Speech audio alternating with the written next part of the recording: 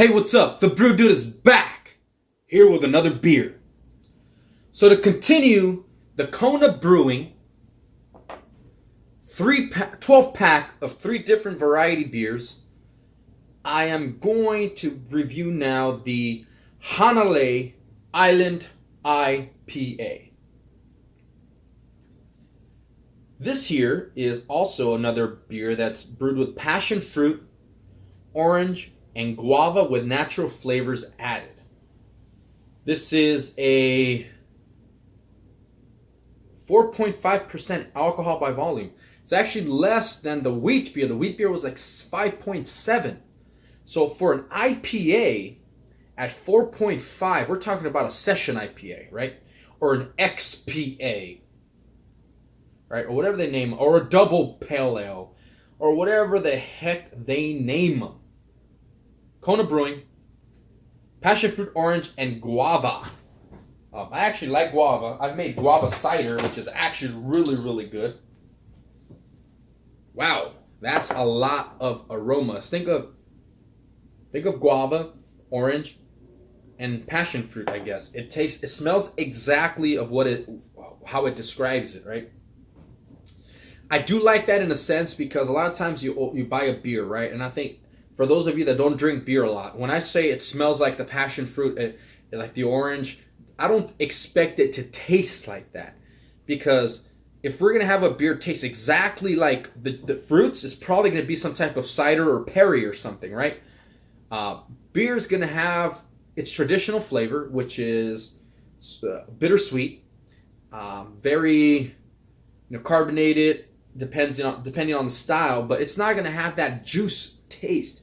Yes, I know. There's a lot of companies right now. They're exploiting this juice beers, IPAs, just almost turning around the beer scene. Which fine, do it. But there's an OG, and the OG is the traditional flavored beer. Traditional beer, right? Barley, water, hops.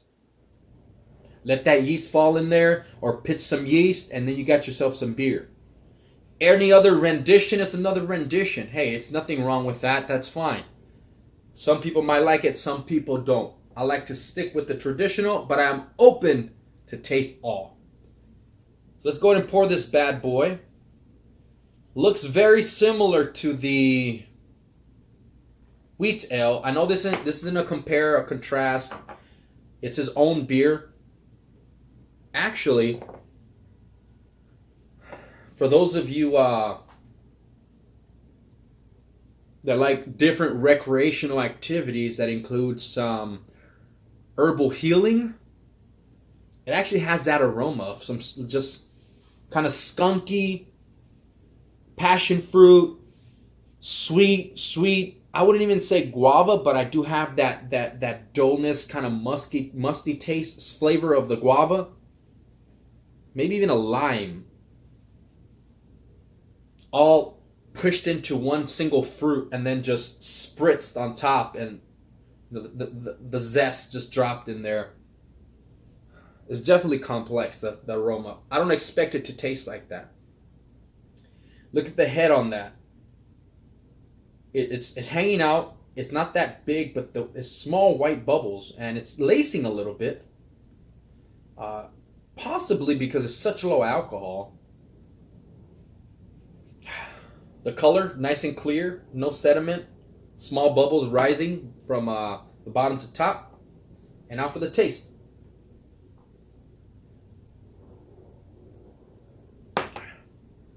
Okay, definitely bitter. Not crazy bitter like those West Coast IPAs, right? Because those West Coast IPAs, I swear they don't use measuring cups.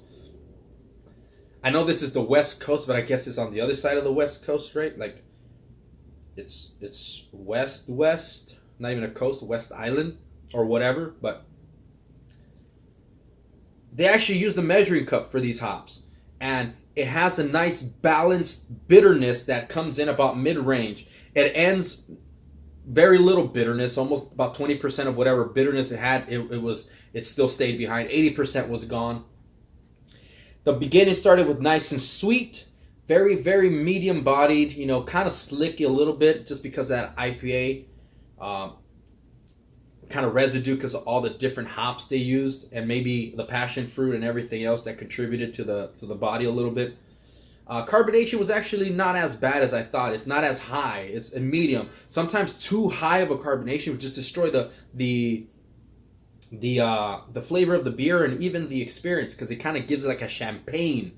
And you're not looking for the champagne. There's only one champagne of beer, and you guys know what that is. But other than that, it's a pretty solid IPA. Definitely more bitterness than punch. It doesn't have that alcoholic punch. But if for those IPA lovers, those hop heads that want to drink a beer that has hoppy aromas and flavors, but don't want to get drunk after two, this is one to drink. Not my favorite, gonna be honest. Because if I'm gonna make that face of how bitter it is, I want to have a kick to it, you know? I want it to punch me so I can make that face. It's really good though. It's not bad. Smooth. It's in and then it's out. All the flavors, sweetness, carbonation, bitterness about mid-range, and then it ends. It actually says bye to you. You know, it doesn't just disappear. It says bye. There's some beers that hang around even past their invite, right? There's some beers that are just freeloaders, just hang out in your mouth for a long time. But this is not one of them. This is actually very modest beer. It's really good. Thank you for watching, subscribing, and liking. And with that said, the Brew Dude is out.